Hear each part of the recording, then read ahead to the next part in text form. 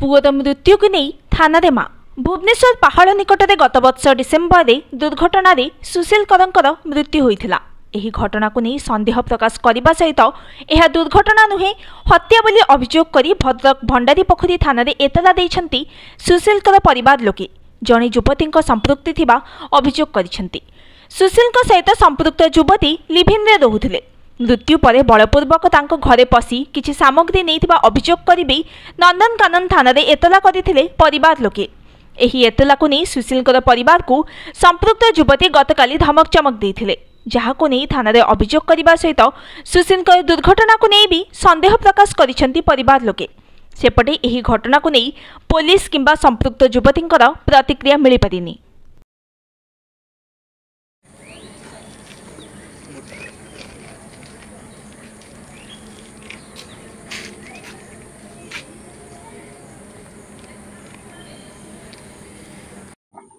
अनिल कुमार कर अभियोग कौन जो भाई को दुर्घटना करते जो अभियोग नंदनकानन थाना करते पुणी आज भंडारी पोखरी थाना द्वारस्थ होती सेपटे कोर्ट चलते पूरा घटना रहस्य गत 2023 डिसेम्बर 2 तारिख रे मो सान भाई सुशील कुमार करंकर देहांत होइतिला गोटे रोड एक्सीडेंट रे पहाड़ पाखरे। से एक्सीडेंट परे परे गोटे आमर ओला ग्रामर इप्सिता साहू मो भाईर किसी संपत्ति आम घर सुना रूपा आवश्यक कागज पत्र आम घरे पशिकी जोर जबरदस्त भांगिकी घर भांगिकी नहीं जाइथिले। से विषय में नंदनकानन थाना रे जणैथिली। नंदनकानन थाना रे अभियोग वर्तमान पई कोर्ट रे वर्तमान पई अछि ऑनगोइंग अछि इन्वेस्टिगेशन। से बाबद रे से घर बाबद रे मु मान्यवर कोर्ट आपणकर सिविल सेठी भी से अच्छी कोर्ट रे केस अच्छी। तापरे गतकाली आमे घरे कहीं नथिला बेले प्रदीप साहू तांको झियो इप्सिता साहू एवं अन्य किछि असामाजिक युवक मानू धरी मो माँ को मरणांतक आक्रमण करने संगे संगे जीवन मारदेवाई मो परिवार समस्त को रास्तार हटे देवाई धमक देइछंती। ए जो धमक पछरे मु जा भाबुछि जो ए जो धमक आ मो भाईर मृत्यु रहस्यजनक से झीर मो भाई सहित संपर्क टोटाल ए गोटे माने जो कहते आपणकर गोटे माने टोटाल लागू जमती आ पछरे गोटे चली गोटे बहुत बड़ किछि मु तो भावुँ मो भाईर मृत्यु जो एक्सीडेंट होता मु तो बर्तमान मत मु लगुच एक प्रायोजित हत्याकांड बोली। संपत्ति गोटे साधारण घर छुआ गोटे भुवनेश्वर 75 लाख टंकार घर किणवा मो घर से कही हूँ घर किणवा ताकू बिकिदबा बिकी दे सारा पर धमक दबा आउ मो घरर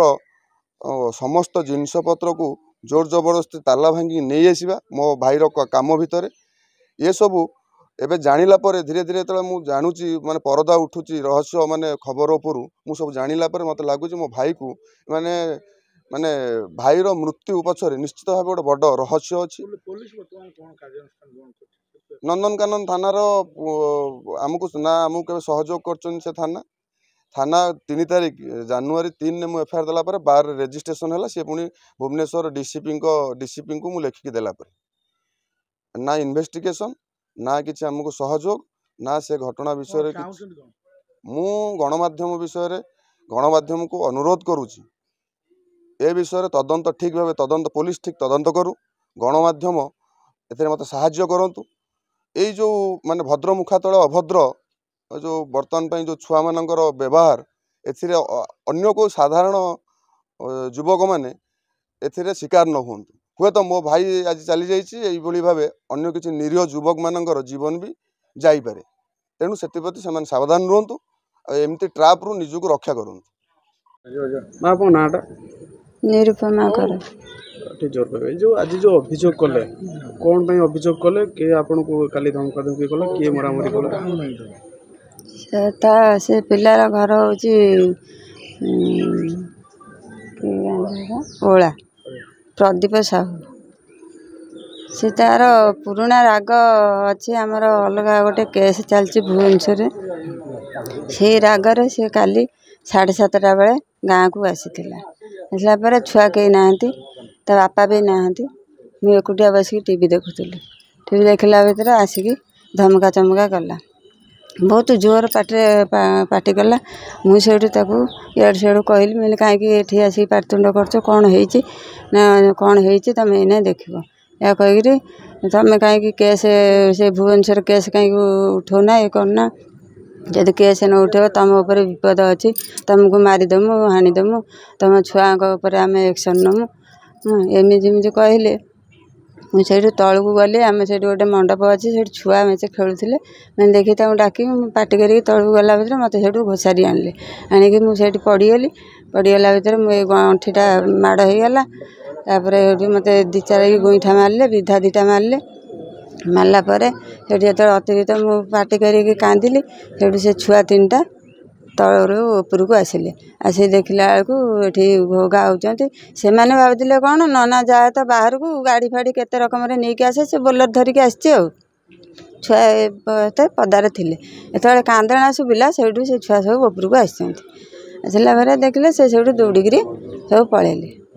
सीता साहू सीता साहू ता बापा जो पुओ जो एक्सीडेंट मरछि बोली योजनाबद्ध भाव हत्या करा जायछि भाबुछन मु तो एपर्यंत भावुची मो पुओ मरीनी ता मरला कथा कहला बेलू भी मो पाटे धरवा को मत भल लगुनि तेणु कौन कि रहस्य अच्छी से अनुमान कर पारनी तेणु जदि सेमिति हेइथिबो ताले तदंतर जा जना पड़िबो न्याय दरकार हाँ जाइथिलु आम नंदनकानन थाना जाइथिलु गोटे बेल अपेक्षा करी सकाळ 11 रु राति 9:30 पर्यंत बसिलु तथापि सेठी से आमको आलांस कलेनी भितर को खाली कहले सारे नहांती 7टार आसतु 5टार आसतु अपेक्षा करी राति 11टार आम भुवनेश्वर फेरिलु रंजित कुमार कर आज जो अभियोग कले कहीं को अभियोग कले कौन आप माँ जो अभियोग कले कौन अभियोग ये कि आमर गोटे पुराना केस को लेकिन आम ना गोटे एफआईआर करूँ नंदनकानन थाना जोटा करूँ घर भाई मोर एक्सपायर कर से राग थी पारे अवश्य से काली आसिक आम घरे आम कहीं नथिबा अवस्था आसिकी माँ को धमकई धमका ये करवा आम जेहेतु से बाटे जावासिया करूँ राति बिजनेस करूँ डेली रात जावासिया करूँ जीवन मारदेवार धमक दबा एमती बहुत प्रकार असभ्य भाषा गाली दबा आम कहीं नथिबार गोटे से सरलतार सुजोग नहीं कि गोटे लेडीज उपर आक्रमण करवाटा यहाँ केते जुक्तियुक्त माने कौन सरकार चेंज होला परे भी ये सब जिनस चली माने मु भी किसी बुझीपारुनी तो आम आसिक सेटा को आमर साहा कि आईन आम आसिक आईन द्वारस्थ हेलु आईन आमको कौन न्याय दब तांकर न्यायपालिका बसचंती आईएसी अच्छी आम आसिक आईएसी तो नथिले सार कहले कि मैडम थिले सार भी थिले मैडम कहले आम व्हाट्सएप करदेचु जेहेतु तुम फांडी एरिया जाऊँ फांडी आम इनफर्म करदेचु से माने जिबे जाकि तुम इन्वेस्टिगेशन करेंगे सी मो पाखे जी भिजुआल भी अच्छी से मो भाई को गोटे कवरेज करके रखी एक्चुअली मो भाई साहिर बहुत आटाच थी मो बड़ भाई ठार कहीं आम सांगर बिजनेस करूँ सी बहुत इमोशनल टर्चर करूला जोटा कि भाई आज नुह 2 वर्ष पूर्व भी बहुत मेंटाली हारास थे बिजनेस फैमिली बिजनेस फैमिली आउ यही टाइप ये मो पाखे भिजुआल भी अच्छी बेला पड़े मुझे देखेबी आउ घर भी धमक आसूला कहीं आज पर्यंत ये करदी जनकर घर सी ताले आम नथिबा अवस्था मो भाई मरी जाइथिबा 2 दिन भितर से कहीं घर भांगी ताला आनुले तो निज घर तो से पर भी आनी पारथांता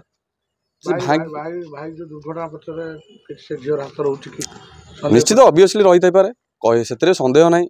तो जनकर जिते जनक पाखे टंकाटू जो 50 लाख कोटी टंका से पाउची तो से ऑब्वियसली लोक लगे मारदेवार किसी माने असंभव कथा नुह संभव हो पारे